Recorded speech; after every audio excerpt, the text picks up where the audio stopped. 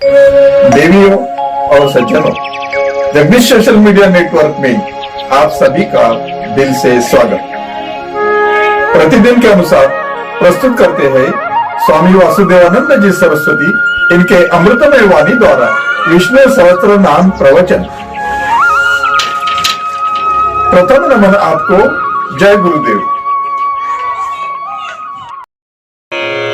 श्री विष्णु सहस्त्रनाम ज्ञान यज्ञ प्रवचन क्रमांक 361, श्लोक क्रमांक 50 और नाम क्रमांक 345।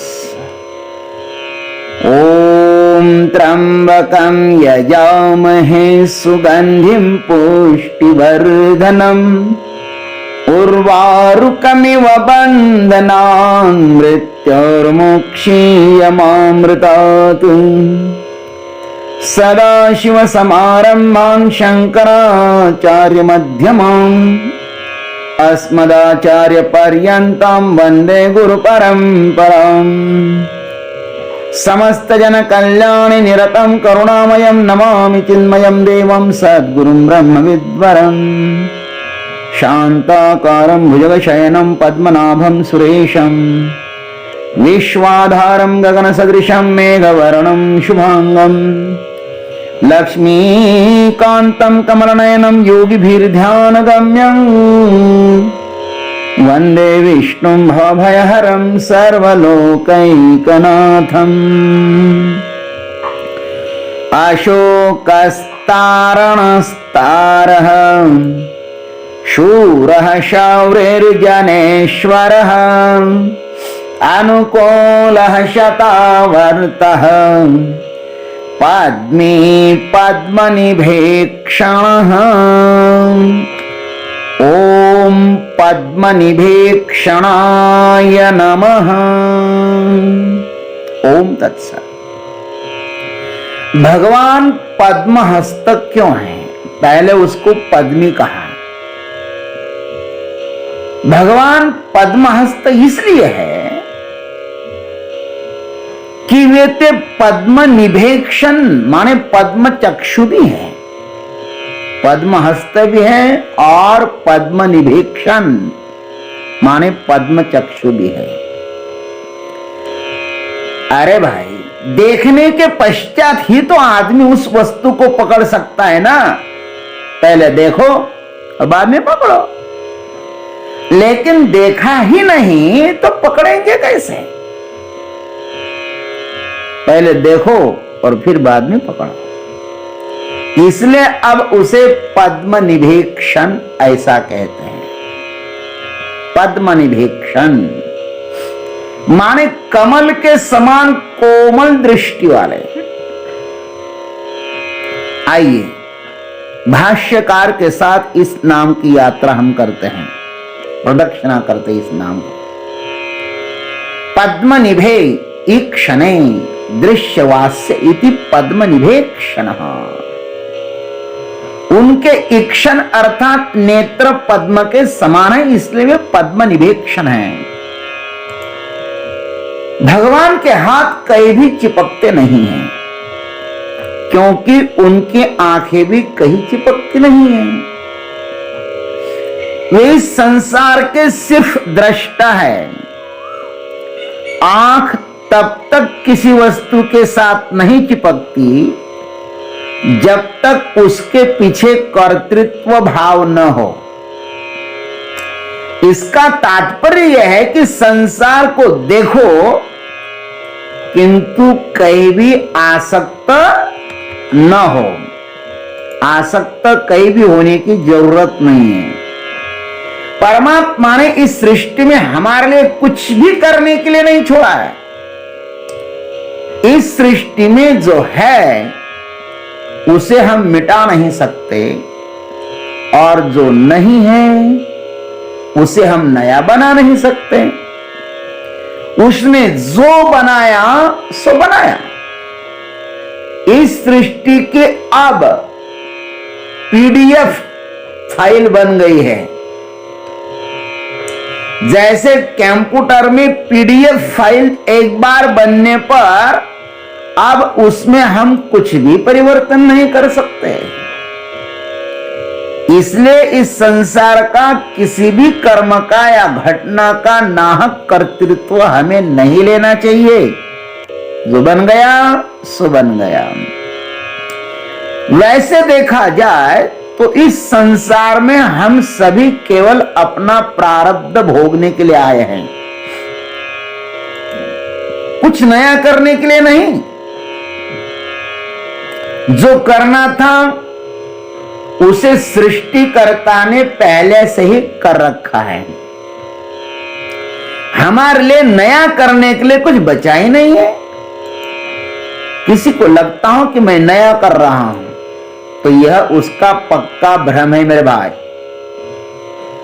बगिया में खिला हुआ पुष्प कितना ही चिल्ला कर कहे कि मैं कुछ विशेष हूं तो उस पर वह माली सिर्फ हंसेगा ही ना। वह कहेगा तुम कितने नादान हो। अरे भाई तू जैसे न जाने आज तक कितने पुष्प मैं चुन चुन करके बाजार में ले गया हूं। हमारी भी ऐसी ही इस बगिया के पुष्प जैसी स्थिति है। पता नहीं हमारे जैसे परमात्मा की इस संसार रूप बगिया में आज तक कितने जीव जंतु हो गए होंगे, कितने हुए होंगे लोग। कहते हैं कि एक आदमी जहां बैठा है ना उसके नीचे 10-10 मुर्गे गड़े हुए हैं। इतने लोग हुए इस पृथ्वी पर आज तक। इसलिए हमें किसी भी कर्म का अहंकार नहीं करना चाहिए, अपितु हमारे प्रारब्धवश जो कुछ भी हो रहा है उसका सिर्फ दृष्टा बनकर अपने आत्म स्वरूप के साथ रमन करना है। इस देह का परम प्रयोजन यही है कि हे जीव तुम स्वयं को जान लो, परमात्मा प्राप्ति कर लो। इस संसार की झंझट में मत फंसो, यहां पर तुम्हारा कुछ भी नहीं है। यह संसार सब माया है, एक भ्रम है। अरे हे नादान जीव, इस मायावी संसार में तो मैं खुद ही नहीं फंसता, क्योंकि इसमें फंसने लायक कुछ भी नहीं है। यह पर्दे पर दिखाई देने वाले चलचित्र के समान है। वह सिर्फ देखने के लिए ही होता है, स्पर्श करने के लिए नहीं। भगवान स्वयं कहते हैं न कर्तृत्व न कर्माणि लोकस्य सृजति प्रभु न कर्म फल संयोगम स्वभावस्तु प्रवर्तते। परमात्मा भूत प्राणियों के न कर्तापन को रचते हैं, न कर्तृत्व को रचते हैं, न कर्मों को रचते हैं, और न कर्म के फल के संयोग को वास्तव में रचते हैं। किंतु उस परमेश्वर के आश्रय से रहने वाली प्रकृति ही यह सब कुछ कर रही है। अतः यहां पर जो कुछ भी हो रहा है सो सब प्रकृति ही कर रही है। हम मात्र निमित्त है। अतः भगवान जैसे पद्म निरीक्षण है ना, वैसे वह भाव हम में भी आना चाहिए। ईक्षण का अर्थ है कि बुद्धिपूर्वक विचार करो। जैसे आकाश कहीं भी लिप्त नहीं होता, वैसे हमें भी होना है। आकाश के हम सिर्फ दृष्टा हैं। आकाश को हम छू भी नहीं सकते, क्योंकि आकाश को छूने का कोई उपाय ही नहीं है। अतः आकाश की तरह निर्लिप्त रहो। अर्जुन ने भी भगवान को कमल पत्राक्ष कहा है। त्वत्तः कमल पत्राक्ष महात्म्यम अपि चाव्ययम्। क्योंकि हे कमल पत्र नेत्र, कमल नेत्र परमात्मा, मैंने आपको अविनाशी महात्म्य भी आपसे ही सुना है। आपका जो अविनाशी महात्म्य है ना प्रभु, मैंने आपसे ही सुना है। भगवान के नेत्र बहुत ही बड़े हैं, उसमें पूरा संसार वैसे ही समा जाता है जैसे हम में स्वप्न समा जाता है। इतना बड़ा स्वप्न देखा, लेकिन जाग करके देखा तो कहां गया वो सपना, समा गया हमारे में। भगवान इस संसार को स्वप्न से ज्यादा मूल्य नहीं देते। हमें भी वैसे ही दृष्टि प्राप्त होवे, यही तो हम पद्म निभेक्षण प्रभु से हार्दिक प्रार्थना करते हैं कि हे प्रभु, हम भी इस संसार को स्वप्न की तरह देखें। देखे सबको, लेकिन चिपके कहीं भी नहीं, क्योंकि संसार जो है वह चिपकने लायक नहीं है, सिर्फ देखने लायक है। दृष्टवा तृप्यति, देखो और तृप्त हो जाओ। भुक्त्वा तृप्यति ना, दृष्टवा तृप्यति, देखो इसको। संसार का भोग ना आज तक किसी ने किया, ना कोई कर पाएगा, लेकिन आत्मभोग करो। यस्त्वात्मर्तरेव स्यात् आत्मतृप्तस्य मानवः आत्मनैव च संतुष्टः तस्य कार्यं न विद्यते। अपने में ही तृप्त हो जाओ, अपने में ही रति करो और अपने में ही संतुष्ट हो जाओ।